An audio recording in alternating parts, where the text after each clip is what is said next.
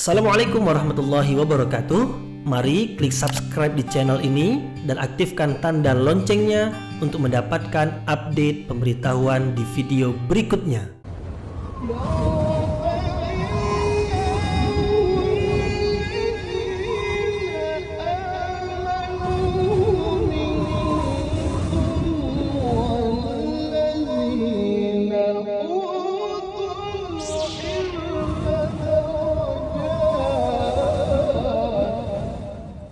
A'udzu billahi minasyaitonir rajim. Bismillahirrahmanirrahim. Assalamualaikum warahmatullahi wabarakatuh.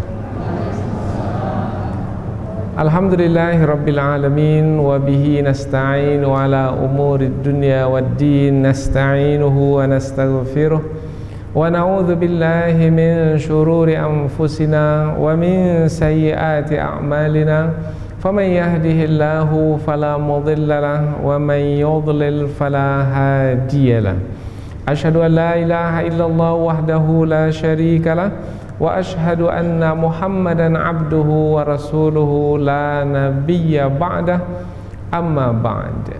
Kita bersyukur kepada Allah Subhanahu wa taala yang masih melimpahkan rahmat dan nikmat-Nya. Kita bersyukur dengan mengucapkan Alhamdulillahi Rabbil Alamin. Tidak lupa pula bersalawat kepada Rasulullah dengan mengucapkan Allahumma salli ala Sayyidina Muhammad wa ala ali Sayyidina Muhammad. Dan bersalam kepada Rasulullah dengan mengucapkan Assalamu alayka ya Rasulullah. Alhamdulillah kita dapat kembali meneruskan pengajian tafsir ayat-ayat suci Al-Quran yang insyaAllah kita akan teruskan kepada ayat yang ke-141 dan 142 dari surah Al-An'am, yaitu yang menerangkan tentang Allah Subhanahu wa ta'ala yang menciptakan kebun untuk manusia, yang menciptakan binatang ternak untuk manusia, yang semestinya manusia apabila diberi rezeki oleh Allah berupa kebun dan binatang ternak, semestinya manusia bersyukur kepada Allah. Dan salah satu bentuk kesyukuran yang mesti dilakukan oleh manusia adalah mengikuti petunjuk Allah di dalam menggunakan atau memanfaatkan rezeki yang diterima itu, yaitu ikuti petunjuk Allah. Apabila Allah halalkan, halalkan. Apabila Allah haramkan, haramkan. Jangan sampai yang Allah halalkan diharamkan, yang diharamkan oleh Allah pula dihalalkan. Dua ayat yang akan kita pelajari dalam kesempatan ini adalah menerangkan tentang Allah yang menciptakan kebun-kebun yang bermacam-macam tanam-tanaman di dalamnya. Ada yang berjunjung, ada yang tidak berjunjung, ada yang bermacam-macam buah, bentuk dan rasanya. Kemudian ada yang serupa, tapi serupa hanya luarannya saja, atau warnanya, atau bentuknya, tetapi berbeda rasa dan lezatnya. Nah, apabila Allah yang menciptakan berbagai macam tanaman dengan bentuknya dan dengan rasanya, maka jelas bahwasanya Allah Subhanahu wa taala adalah yang maha mulia. Di antara kemuliaan Allah adalah menciptakan kebun yang bermacam-macam, kemudian meskipun nampak sama bentuknya tetapi berbeda pula rasanya. Dengan perbedaan rasa, nampaklah di sana ada yang mengatur di dalam penciptaan kebun atau buah dari tanam-tanaman tersebut. Nah, akan semakin menampakkan Allah Subhanahu wa taala sebagai pencipta kebun tersebut, atau pencipta tanam-tanaman yang dipetik atau yang diambil manfaatnya oleh manusia. Maka semestinya manusia segera bersyukur kepada Allah Subhanahu wa taala. Di antara cara bersyukur yang Allah sebutkan di dalam ayat ini adalah dengan mengeluarkan zakatnya ketika hasil panen itu dituai atau diambil. Kemudian Allah juga melarang jangan sampai berlebih-lebihan. Jangan sampai berlebih-lebihan di dalam melakukan tindakan yang berkaitan dengan rezeki. Umpamanya berlebih-lebihan memakannya sampai semuanya dimakan sendiri, kemudian hak Allah berupa zakat tidak dikeluarkan. Itu berlebih-lebihan. Atau malah menyedekahkannya semua sehingga tidak ada untuk diri dan keluarga lagi, itu juga berlebih-lebihan. Nah, di dalam ayat ini perbuatan berlebih-lebihan itu dilarang. Kemudian di samping kebun pada ayat yang kedua, ayat 142, yaitu diterangkan pula tentang binatang ternak. Allah juga menciptakan binatang ternak. Ada binatang ternak yang digunakan untuk membawa barang, ada binatang ternak yang disembelih untuk dimakan. Nah, binatang ternak yang bermacam-macam itu Allah yang menciptakannya dan mengaruniakannya untuk manusia supaya manusia bersyukur. Nah, di antara perbuatan bersyukur seperti yang disebutkan tadi, ikuti petunjuk Allah yang berkaitan dengan binatang ternak. Jangan mengikuti langkah-langkah syaitan, karena syaitan selalu membisikkan kepada manusia sehingga yang Allah halalkan dibisikkan oleh syaitan untuk diharamkan. Nah, jangan ikuti dengan mengharamkan pula apa yang dibisikkan oleh syaitan. Apabila Allah menghalalkan, halalkan. Apabila Allah mengharamkan, haramkan. Ikuti petunjuk Allah, jangan ikuti langkah-langkah syaitan, karena syaitan itu musuh yang nyata. Ini adalah ringkasan dari dua ayat yang akan kita pelajari, yaitu berkaitan tentang kebun dan binatang ternak, yang kedua-duanya adalah ciptaan Allah yang dikaruniakan untuk manusia supaya manusia bersyukur. Bersyukur dengan mengikuti petunjuk Allah, mentauhidkan Allah, jangan sampai menyekutukan Allah seperti yang dilakukan oleh orang-orang musyrik. Maka kaitan dengan ayat sebelum ini adalah, di dalam ayat sebelum ini orang-orang musyrik itu menyekutukan Allah, yaitu dengan mengikuti apa-apa yang tidak diajarkan atau tidak ditetapkan oleh Allah Subhanahu wa taala atau oleh Rasulnya. Lain yang Allah tetapkan, lain pula yang mereka amalkan. Berarti mereka juga memperakui di sana ada juga yang berhak untuk menetapkan di dalam penghalalan dan pengharaman. Kalau mereka mempercayai di sana ada juga yang berhak di dalam menghalalkan dan mengharamkan, padahal sebenarnya yang berhak hanyalah Allah, berarti mereka telah menyekutukan Allah. Nah, kaitan dengan ayat ini, tidak sepatutnya mereka menyekutukan Allah, yaitu dengan mempercayai pula di sana ada yang menghalalkan dan mengharamkan. Apa sebab tidak sepatutnya mereka menyekutukan Allah? Sebab yang menciptakan apa yang mereka terima berupa rezeki seperti kebun dan binatang ternak, yang menciptakannya adalah Allah. Maka apabila yang menciptakannya Allah, maka tidak sepatutnya menyalahi petunjuk Allah. Karena Allah yang menciptakan itu semua, maka ikutilah petunjuk Allah yang menciptakan semua itu. Allah yang menciptakan, kemudian Allah yang mengaruniakannya, maka sepatutnya ikuti petunjuk Allah saja. Nah, inilah dia dua ayat yang akan kita pelajari dan kaitan dengan ayat yang sebelumnya. Kemudian kita lanjutkan kepada tafsir ayat. Namun sebelum kita pindah ke tafsir, kita akan baca ayat ini terlebih dahulu. Kemudian kita akan terjemahkan secara harfiah supaya dengan terjemahan ini kita semakin lebih dekat dengan kandungan ayat yang akan kita pelajari. Dan dengan membacanya pula mudah-mudahan kita mendapat pahala, setiap huruf 10 pahala. Dan mudah-mudahan dengan pahala tersebut Allah memberikan balasan. Di antara balasannya yang kita harapkan adalah terang fikiran kita, sehingga mudah untuk memahami ayat yang kita pelajari ini. Kemudian bersih hati kita sehingga mudah bagi kita untuk mengerti kandungan dari ayat ini, kemudian meyakininya sebagai petunjuk. Kemudian mudah-mudahan juga Allah berikan pertolongan kepada kita untuk menjadikan ayat ini sebagai petunjuk, yaitu berhati-hati dan berwaspada dari mengikuti langkah-langkah syaitan ketika menjalani kehidupan ini, khususnya ketika mensyukuri nikmat-nikmat Allah. Allah Subhanahu wa taala berfirman, a'udzubillahi minasyaitonir rajim.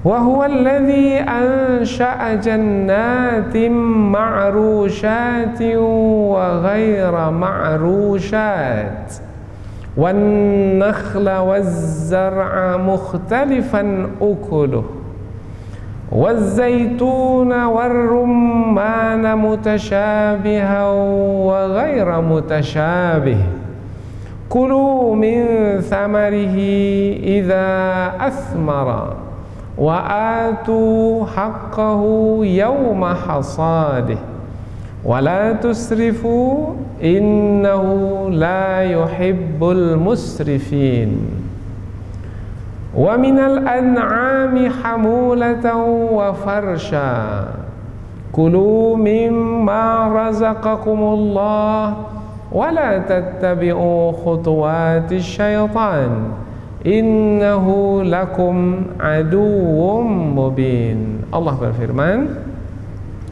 wa huwa alladhi ansha'a jannatin ma'rushatin wa ghaira ma'rushat.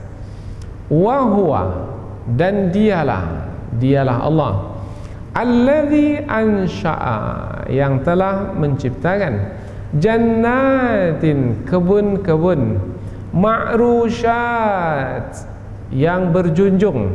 Yang berjunjung yaitu yang diberi tongkat kemudian dia ditinggikan dari permukaan bumi. Wa ghaira ma'rushat, dan yang tidak berjunjung. Yang berjunjung biasanya adalah seperti umpamanya mentimun, kemudian kacang panjang, kemudian apalagi yang berjunjung. Nah, kemudian juga seperti labu, kemudian juga semangka, melon dan lain sebagainya. Dan yang tidak berjunjung, yang memiliki batang, seperti umpamanya korma, umpamanya memiliki batang dan lain sebagainya. Berikutnya lagi, wan nakhla waz zar'a mukhtalifan ukuluh. Wan nakhla, dan kurma, waz zar'a, dan tanam-tanaman, mukhtalifan ukuluh, yang berbagai macam buah-buahnya, macam-macam, yang berbentuk biji-bijian yang kecil ataupun buah yang besar-besar. Allah semua yang menciptakan. Wazaitun warumman, wazaitun, dan pohon zaitun, warumman, dan delima, mutasyabihan wa ghaira mutasyabih, mutasyabihan yang serupa bentuknya, wa ghaira mutasyabih, dan tidak serupa rasanya. Sama-sama, ini merah juga delimanya, ini merah juga, tetap rasanya berbeda. Yang ini manis, yang ini lebih manis, dan seterusnya. Kulu min samarihi idza asmara. Kulu, makanlah, min samarihi, dari buahnya, dari buah tanam-tanaman tersebut atau dari buah hasil kebun tersebut, idza asmara, apabila ia berbuah. Wa atu haqqahu yauma hasadih. Wa atu, dan keluarkanlah, haqqahu, haknya, yauma, pada hari, hasadih. Hasad yaitu panen, pada hari panennya. Maksudnya adalah haknya itu adalah zakatnya. Maka keluarkanlah zakatnya pada hari panennya. Wala tusrifu, dan janganlah kamu berlebih-lebihan. Innahu la yuhibbul musrifin. Innahu, sesungguhnya dia, Allah Subhanahu wa taala, la yuhibbu, tidak menyukai, al musrifin, orang-orang yang berlebih-lebihan. Kita ulang dari awal ayat. Dan dialah Allah yang telah menciptakan kebun-kebun yang berjunjung dan yang tidak berjunjung, pohon korma dan tanam-tanaman yang bermacam-macam buahnya, dan zaitun dan delima yang serupa dan yang tidak serupa. Dan makanlah dari buahnya ketika ia berbuah, dan keluarkanlah haknya, yaitu zakatnya, pada hari panennya, dan janganlah berlebih-lebihan. Sesungguhnya Dia, Allah Subhanahu wa taala, tidak menyukai orang yang berlebih-lebihan. Ayat berikutnya, ayat yang ke-142. Wa minal an'ami hamulatan wa farsha. Wa minal an'am, dan dari binatang ternak, hamulatan, ada yang digunakan untuk mengangkut barang, berarti untuk pengangkutan. Wa farsha, dan ada pula yang diciptakan oleh Allah untuk disembelih sebagai makanan. Nanti kita akan terangkan dalam tafsir melihat dari kata yang digunakan. Kulu mimma razaqakumullah. Kulu, makanlah, perintah dari Allah untuk memakan mimma razaqakumullah, dari apa-apa yang telah Allah rezekikan kepadamu. Apa yang telah Allah rezekikan? Yang telah Allah rezekikan binatang ternak, atau sebelumnya kebun, hasil kebun. Wala tattabi'u khutuwatis syaitan. Wala tattabi'u, dan janganlah kamu mengikuti khutuwat, langkah-langkah asy-syaitan, syaitan. Innahu lakum aduwwum mubin. Innahu, sesungguhnya dia, syaitan itu, lakum, bagimu, aduwwum mubin, musuh yang nyata. Kita baca dari pangkal ayat. Dan dari binatang ternak, ada yang digunakan untuk pengangkutan, dan juga ada yang disembelih untuk makanan. Makanlah dari apa-apa yang telah Allah rezekikan kepadamu, dan janganlah kamu mengikuti langkah-langkah syaitan. Sesungguhnya dia, syaitan itu, bagimu adalah musuh yang nyata. Jadi dari dua ayat yang kita telah ketahui melalui terjemahannya tadi, bermakna ayat ini adalah menerangkan tentang Allah. Siapa itu Allah? Allah adalah yang telah menciptakan kebun-kebun dan juga telah menciptakan binatang ternak. Nah, apabila Allah yang menciptakan kebun dan binatang ternak kemudian direzekikan kepada manusia, maka sepatutnya manusia mensyukurinya. Apabila Allah menghalalkan semua yang Ia ciptakan itu, maka halalkan, jangan pula mengharamkannya. Apabila mengharamkannya pula, sementara hak untuk mengharamkan hanyalah pada Allah, kemudian diberikan juga wewenang kepada selain Allah untuk mengharamkan, berarti telah melakukan perbuatan syirik, menyekutukan Allah. Sebab yang berhak untuk menghalalkan atau mengharamkan hanyalah Allah Subhanahu wa taala. Jangan lakukan perbuatan syirik yang seperti itu, seperti yang dilakukan oleh orang-orang musyrik terdahulu, tetapi tetaplah dalam mentauhidkan Allah Subhanahu wa taala, karena Dialah Allah yang mengaruniakan kebun dan binatang ternak untukmu.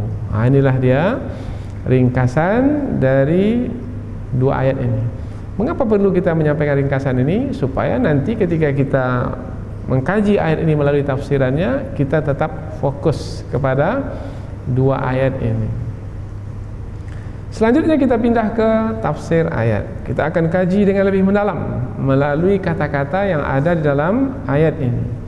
Ayat ini dimulai dengan wa huwallazi ansha'a, dan dialah Allah yang telah menciptakan. Bermakna Allah memunculkan dirinya sebagai yang menciptakan kebun-kebun. Nanti dalam ayat berikutnya sebagai yang menciptakan binatang ternak.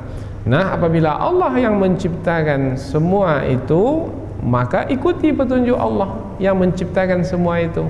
Apabila Allah halalkan, halalkan. Apabila Allah haramkan, haramkan. Jangan menyimpang. Nah, itu dia pesan yang penting dari ayat ini. Maka dimulakanlah ayat ini dengan dan dialah Allah yang telah menciptakan. Kata menciptakan dalam ayat ini adalah ansha'a. ulama tafsir menyebutkan ansya'a di sini maknanya adalah aujada atau khalaqa. Dari tidak ada menjadi ada. Tidak ada kebun dari tanah yang gersang, kemudian ada kebun di situ. Siapa yang mengadakannya? Nah, dari tidak ada menjadi ada. Apakah sesuatu yang ada itu ada dengan sendirinya? Tak mungkin. Pasti sesuatu yang ada itu ada yang mengadakan. Maka yang mengadakannya tak ada yang lain kecuali Allah Subhanahu wa taala. Bermakna berimanlah kepada Allah. Percayalah kepada Allah. Kemudian buktikanlah keimanan kepada Allah itu dengan mengagungkan Allah, mentauhidkan Allah, bersyukur kepada Allah. Dan dialah Allah yang menciptakan jannatin, kebun-kebun. Jannatin, para ulama tafsir menyebutkan basatin, maknanya kebun-kebun. Kebun-kebun berarti bukan satu dua kebun, tapi banyak kebun, banyak sekali kebun. Di lembah ada kebun, di perbukitan ada kebun, di atas gunung pun ada kebun. Bermacam-macam isi dari kebun tersebut, bermacam-macam pohon-pohonan. Nah, yang menciptakan itu adalah Allah Subhanahu wa taala. Jannatin dari kata jannah, jannah maknanya tertutup. Jannatin kebun, mengapa kebun itu diambil dari kata jannah tertutup? Sebab kebun disebut kebun yaitu permukaan buminya itu tertutup. Tak nampak lagi tanahnya karena telah ditutupi oleh tanam-tanaman. Maka surga pun juga disebut jannah. Mengapa surga disebut jannah? Karena permukaan surga itu sudah tertutupi oleh pohon-pohonan, rumput-rumputan hijau. Nah, itu sangat indah sekali. Tempat yang dipenuhi oleh tumbuh-tumbuhan yang hijau sangat indah sekali. Maka disebutlah jannah. Kebun disebut jannah, jamaknya jannatin. Tapi di sini Allah ingin menerangkan ada dua jenis kebun. Ada kebun yang tanam-tanamannya itu berjunjung. Ada kebun yang tanam-tanamannya itu tidak berjunjung. Berjunjung ma'rusyat, diambil dari kata arash. Arash. Allah pun memiliki arash. Arash terjunjung. Sebenarnya kata arash itu maknanya tinggi. Jadi junjung itu adalah yang ditinggikan. Tadinya tanam-tanaman itu dia menjalar saja di bumi, kemudian ditinggikan. Bagaimana cara meninggikannya? Dengan memberinya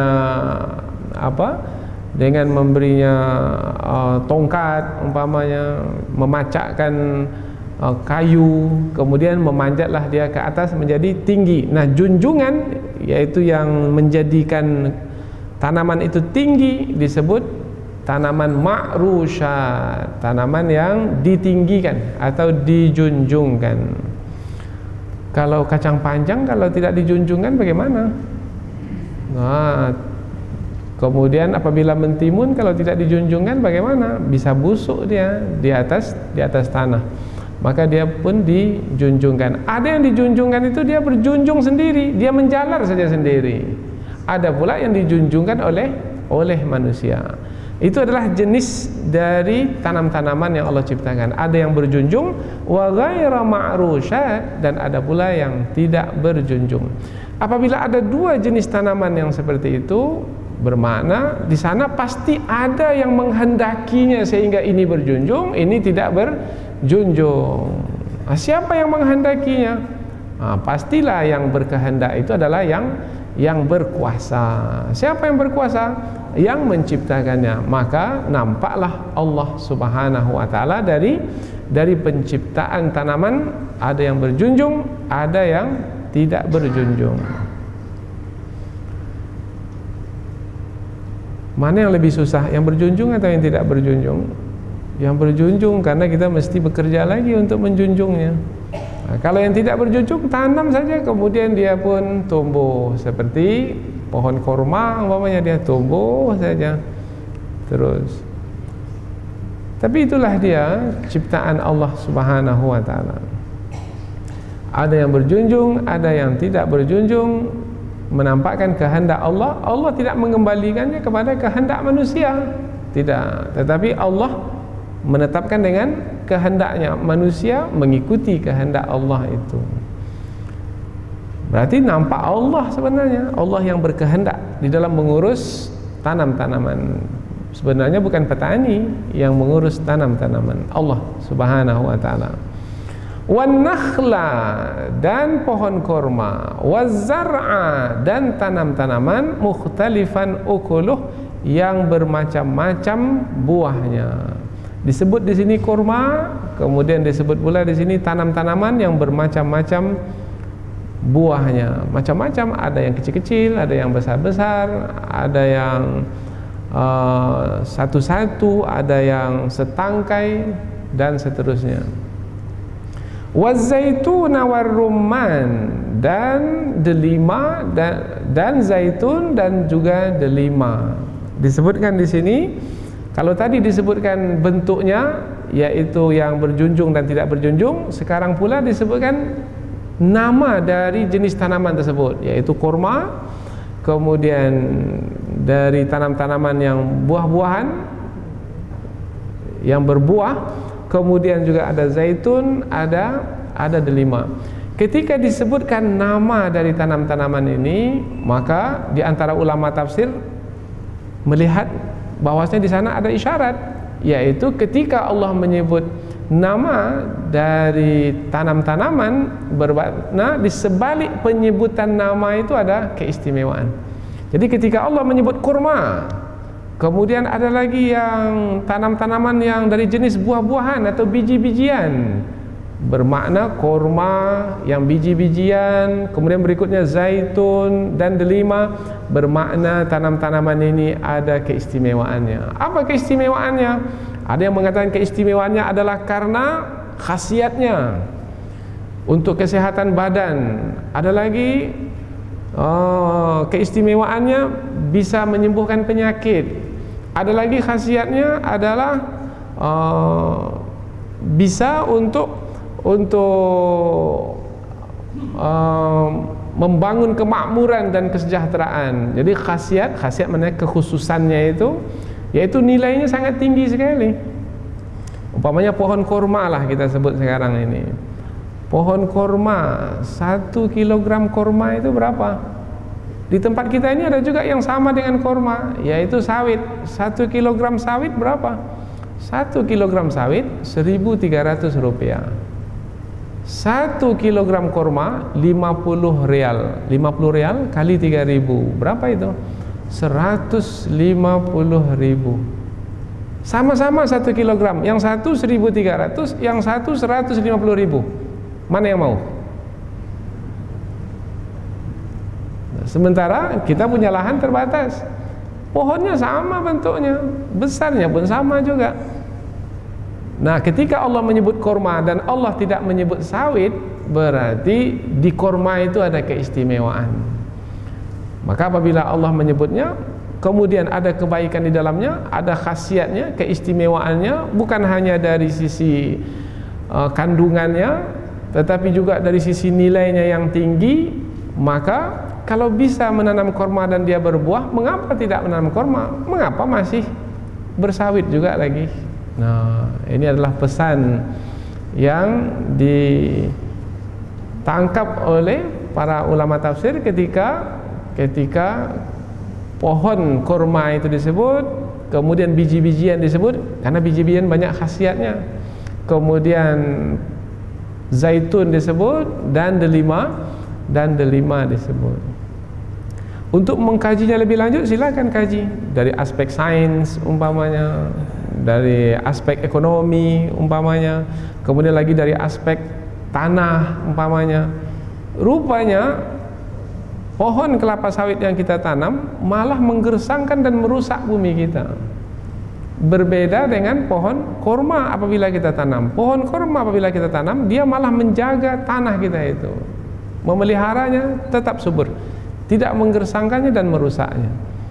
Nah, kajilah, karena pasti di sebalik penyebutan dari sisi Allah ada keistimewaan di dalamnya. Karena mustahil Allah yang maha bijaksana ketika menyebut sesuatu pohon dengan khusus, mustahil penyebutannya itu adalah sia-sia, pasti ada hikmah di sebaliknya. Dan mungkin di antara kita sudah pernah mendengar penyampaian seperti yang disampaikan oleh Bapak Muhaimin Iqbal, yang beliau mengkaji tentang kurma, tentang zaitun, dan menjumpai bahwasanya memang dua pohon dan pohon-pohon yang disebut di dalam Al-Quran memiliki khasiat dan nilai yang sangat tinggi sekali. Kulu min samarihi idza asmara, makanlah dari buahnya apabila ia berbuah. Makanlah, ketika diperintahkan makanlah. Apa makna di dalam ayat ini makanlah? Bukan bermakna perintah ini hukumnya wajib makan, tidak.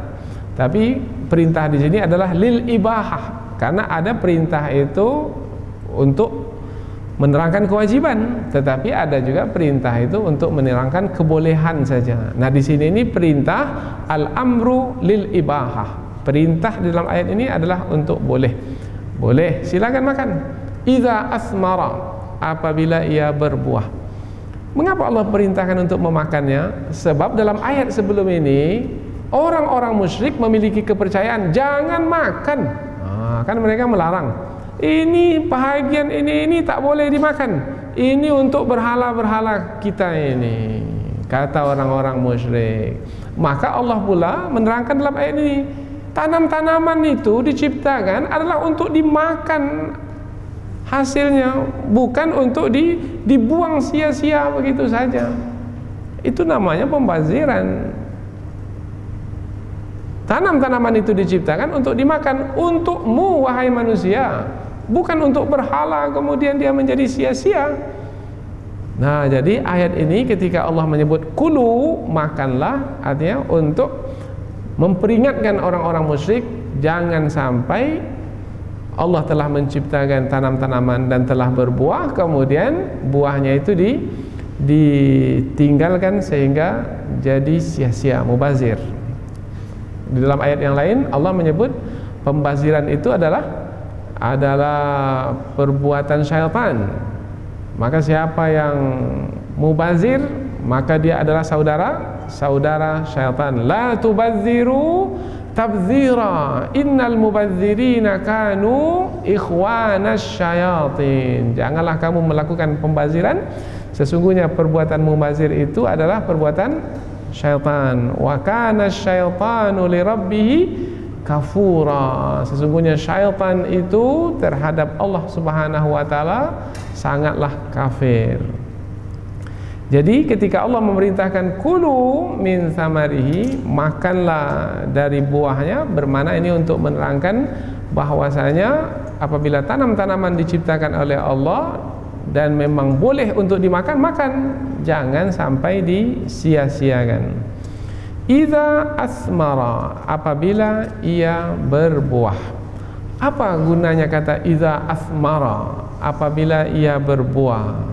Nah, perkataan idza asmara, apabila ia berbuah, maknanya adalah silakan makan dari buah tanam-tanaman tersebut apabila ia berbuah. Makan buahnya itu, meskipun buahnya itu baru di permulaan umpamanya, silakan makan. Atau sedang berbuah dia, silakan. Ataupun sudah tua buah tersebut, silakan. Meskipun karena ayat berikutnya wa atu haqqahu yauma hasadih, dan keluarkanlah haknya pada hari panennya, bermakna silakan makan buahnya itu apabila sudah berbuah meskipun belum dikeluarkan zakatnya. Jadi boleh memakan hasil kebun sebelum kita mengeluarkan zakat dari hasil kebun tersebut? Boleh. Jadi jangan difahami, tak boleh makan dulu dari hasil kebun ini, baru boleh kalau kita sudah mengeluarkan zakatnya. Oh tidak, boleh makan, silahkan. Boleh makan sebelum kita mengeluarkan zakatnya. Wa atu haqqahu, dan keluarkanlah haqqahu, haknya, yauma hasadih, pada hari panennya. Maksudnya keluarkanlah zakatnya. Keluarkanlah zakatnya. Oh, berarti hasil kebun itu ada zakatnya? Ada zakatnya. Berapa zakat hasil kebun itu? Nah, kita lihat yauma hasadih, pada waktu panennya. Nah, apabila pada waktu panennya, bermakna zakatnya apabila cukup nisabnya.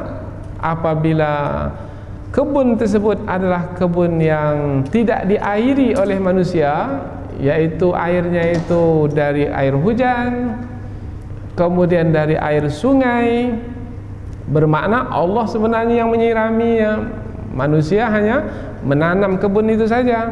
Nah, apabila tidak diairi oleh manusia, maka zakatnya itu adalah 10% dari hasil panen. Berapa nisabnya? Nah, nisabnya adalah 5 wusuk. 5 wusuk itu berapa? 1 wusuk itu 60 sa'. 1 sa' itu adalah 2,176 kilogram. Jadi lebih kurang kira-kira 653 kilogram. Jadi apabila kebun kita itu menghasilkan, yang hasilnya itu ketika ditimbang 653 kilogram, maka cukup nisabnya, keluarkan 10% dari 653 kilogram itu. 10%. Kapan 10% itu? Kalau tidak kita sirami. Tapi kalau kita menyiraminya sendiri, kita keluarkan pula biaya untuk menyirami kebun, maka zakatnya hanyalah 5% saja. Jadi 5% dari 653 kilogram kalau cukup-cukup saja nisabnya. Itu adalah zakat hasil kebun. Jadi hasil kebun itu ada zakatnya? Ada. Kalau di tempat kita ini kan dahulu kebunnya atau sawahnya adalah padi umpamanya, maka keluarkan. Apabila disirami, kita yang menyiraminya, maka keluarkan 5%. Kalau sayur mayur bagaimana? Kalau kebun kita itu kebun cabai umpamanya, kebun mentimun, apakah juga dikeluarkan zakatnya? Ulama mengatakan bahwasanya apabila hasilnya itu sudah mencapai nisabnya. Nisabnya berapa? Nah, nisabnya itu kalau bahan pokok itu nisabnya 653 kilogram. Nah, itu kalau diuangkan berapa nilainya?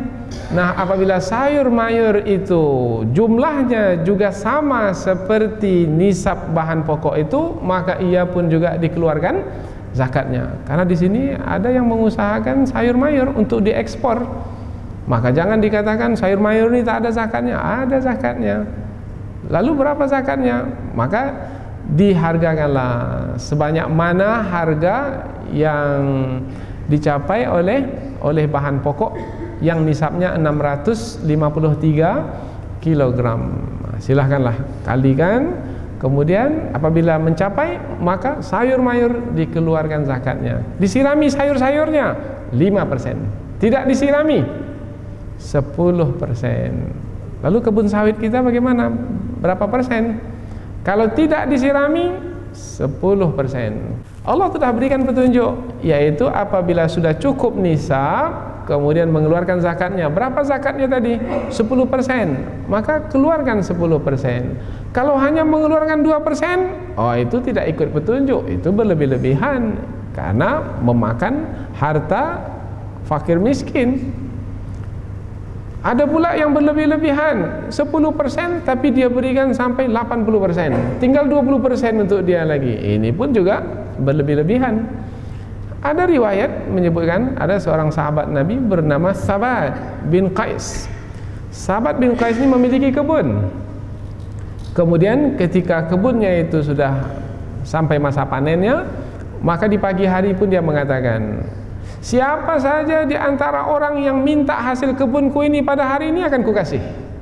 Minta saja kukasih, minta kukasih. Maka orang pun minta kepadanya dan dia kasih sampai ke petang hari hasil kebunnya habis. Tak ada yang tinggal lagi untuknya.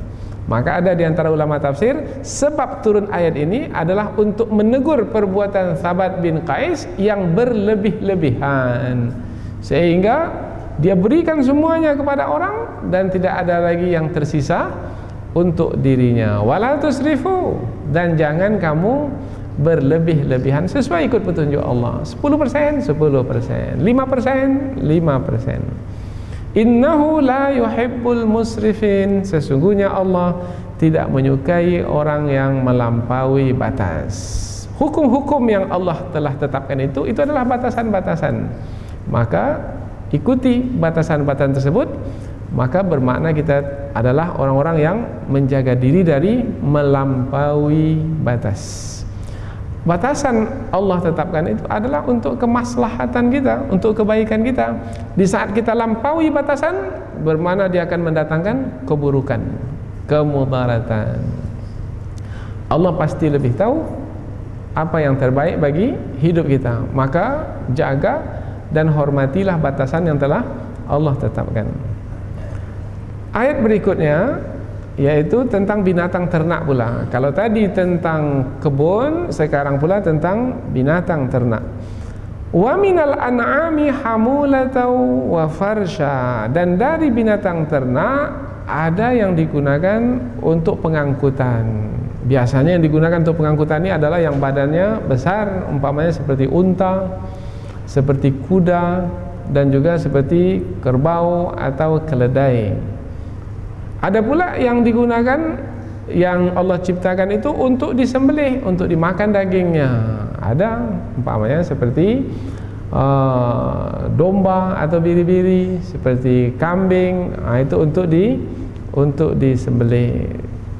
Yang unta juga untuk disembelih, tetapi ini dibedakan. Yang satu ada yang diciptakan boleh atau bisa digunakan untuk pengangkutan, dan satu lagi tidak bisa untuk pengangkutan, tetapi adalah untuk diambil dagingnya sebagai makanan. Karena kaitannya adalah dengan makanan, maka kata berikutnya adalah kulu mimma razaqakumullah. Makanlah dari apa-apa yang telah Allah rezekikan kepadamu. Allah telah merezekikannya sebagai makanan. Makan.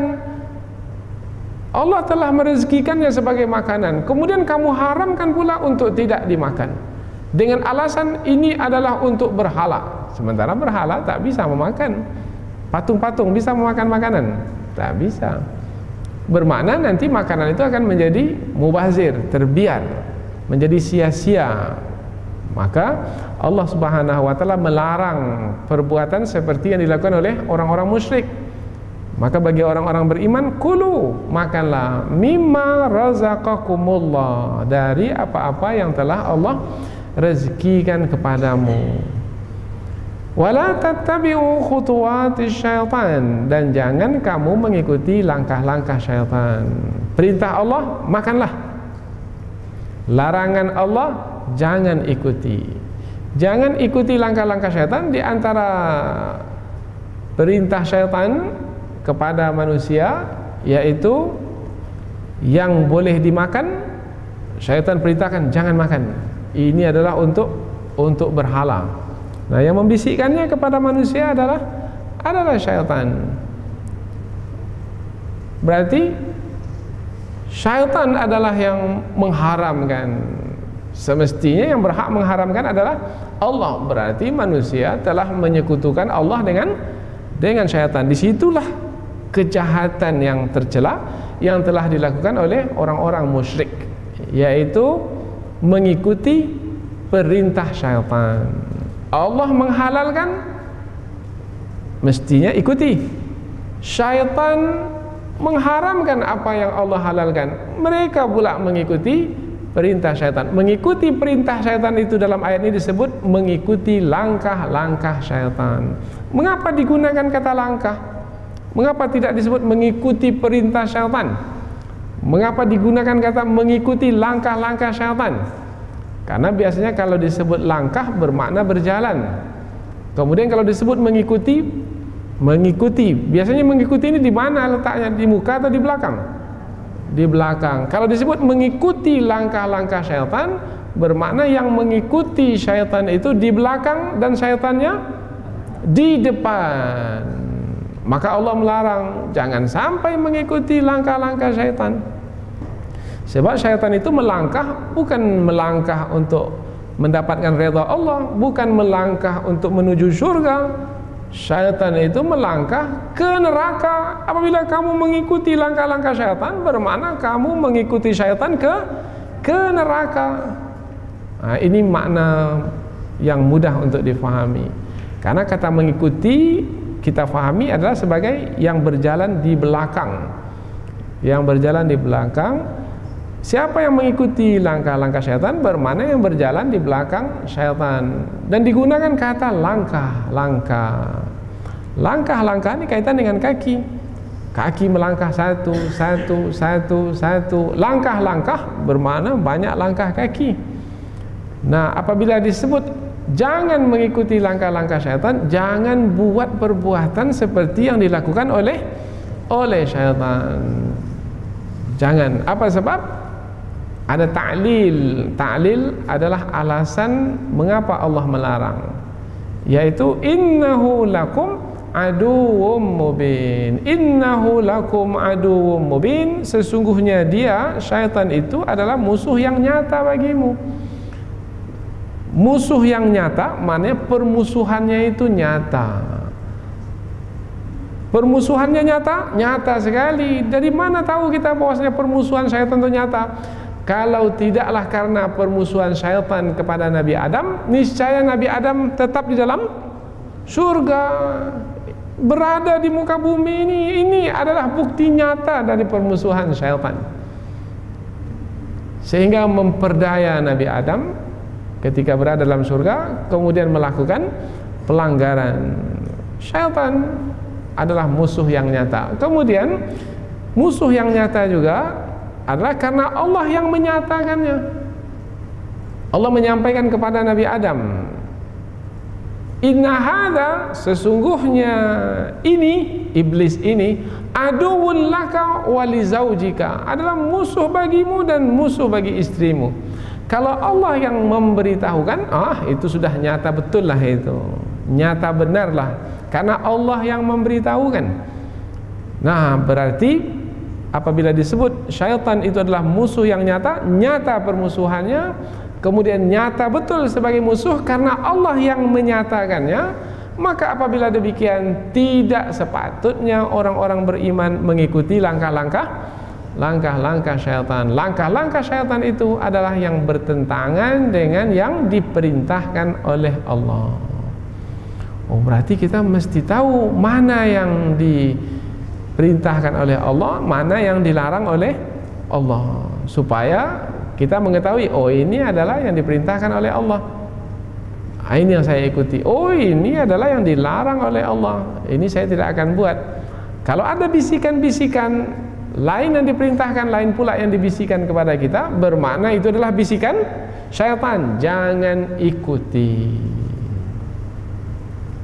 Bisikan itu pula sekarang datangnya bukan dari syaitan dari kalangan jin saja, tetapi juga syaitan dari kalangan manusia.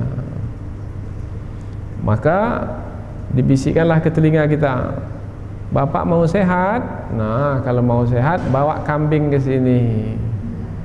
Nanti kita akan sembelih kambingnya itu dan kita akan persembahkan supaya Bapak kembali sehat. Nah, mau selamat? Bawa kambing ke sini. Nanti kita akan sembelih kambing ini, kemudian darahnya akan kita siramkan ke pantai ini, kemudian kepalanya akan kita hanyutkan di laut supaya penjaga laut ini tidak akan mengganggu kita, sehingga kita tetap selamat. Ini adalah yang dibisikkan oleh syaitan. Ini adalah perbuatan syirik, adalah yang dilarang dengan tegas. Perbuatan syirik adalah perbuatan yang sangat terkutuk. Ia adalah dosa yang paling besar. Inna syirka la zulmun azim. Sesungguhnya syirik adalah kezaliman yang paling besar. Jadi pada ayat yang ke-142 ini Allah Subhanahu wa taala menerangkan bahwasanya ada di antara binatang ternak itu yang manfaatnya adalah untuk pengangkutan barang kita. Ada di antara binatang ternak itu yang manfaatnya adalah untuk kita untuk kita makan. Nah, yang menetapkannya itu siapa? Yang menciptakan itu siapa? Allah Subhanahu wa taala. Semestinya ingatlah Allah yang menciptakan, yang mengkaruniakan binatang ternak itu, yaitu dengan mensyukuri Allah Subhanahu wa taala. Jangan buat perbuatan yang menyalahi perintah Allah. Kalau memang Allah telah benarkan untuk memakannya, makan. Fakulu mimma razaqakumullah, maka makanlah dari apa-apa yang telah Allah rezekikan. Wala tattabi'u khutuwati syaitan, dan jangan kamu mengikuti langkah-langkah syaitan. Oh, rupanya syaitan tidak membiarkan kita dalam rezeki yang kita terima itu. Syaitan akan memalingkan kita dari bersyukur kepada Allah berkaitan dengan rezeki yang kita terima. Dan itu sudah menjadi sumpah syaitan semenjak dahulu lagi, yaitu memastikan manusia tidak bersyukur kepada Allah. Tsumma la'atiyannahum min baini aydihim wa min khalfihim wa an aymanihim wa an syama'ilihim wa la tajidu aktsarahum syakirin. Sungguh-sungguh ya Allah, aku akan datangi mereka itu dari sebelah hadapan mereka. Tidak berhasil, dari sebelah belakang mereka aku akan datang. Kalau tak juga aku berhasil, aku akan datang dari sebelah kanan. Tidak juga aku berhasil, maka akan ku datang dari sebelah kiri. Maknanya aku tidak akan berputus asa untuk membujuk rayu, menggoda, memperdaya mereka. Wala tajidu aktsarahum syakirin, dan engkau ya Allah tidak akan menjumpai kebanyakan dari manusia itu akan bersyukur kepadamu. Itu sudah menjadi tekad syaitan. Maka banyaklah manusia sekarang ini terpedaya oleh bisikan syaitan, sehingga mengikuti langkah-langkah syaitan, perintah syaitan yang diikuti, larangan syaitan yang dijauhi. Bermakna dia sudah tunduk dan patuh kepada syaitan. Semestinya yang mesti dipatuhi hanyalah Allah, maka dia telah menyekutukan Allah dengan syaitan. Bermakna dia telah melakukan perbuatan seperti yang dilakukan oleh orang-orang musyrik dahulu. Padahal sebenarnya syaitan itu adalah musuh yang nyata yang akan membawanya ke neraka. Maka ayat ini sebagai peringatan, hati-hati ketika menerima rezeki dari Allah. Pastikan rezeki yang kita terima dari Allah adalah untuk mengagungkan Allah, memuliakan Allah, dengan bersyukur kepada Allah dengan cara mengikuti petunjuk Allah. Hati-hati ketika kita menerima rezeki dari Allah, rupanya syaitan datang untuk mengganggu kita, memastikan kita supaya tidak mensyukuri nikmat Allah. Hati-hati, syaitan akan berjalan di hadapan kita, kemudian memastikan kita untuk mengikuti langkah-langkahnya. Dengan segala cara ia akan gunakan supaya kita menjadi tersesat dari jalan yang lurus. Maka melalui dua ayat ini hendaklah selalu ingat bahwasanya rezeki yang kita terima itu adalah datang dari Allah. Tujuannya apabila Allah memberikan rezeki tersebut adalah untuk mengambil manfaat dari rezeki tersebut, untuk memakannya atau menggunakannya sebagai pengangkutan dan lain sebagainya. Kemudian apabila telah mendapatkan manfaatnya, maka bersyukurlah kepada Allah Subhanahu wa taala. Dengan demikian maka tetaplah kita mentauhidkan Allah, terpelihara dan terjagalah kita dari menyekutukan Allah. Itulah dia keberhasilan di dalam ujian hidup. Mudah-mudahan dua ayat ini menjadi petunjuk bagi kita ketika menjalani hidup ini, dan mudah-mudahan kita berhasil dalam ujian hidup ini. Subhanakallahumma wa bihamdika asyhadu an la ilaha illa anta wa astaghfiruka wa atubu ilaik. Wassalamualaikum warahmatullahi wabarakatuh.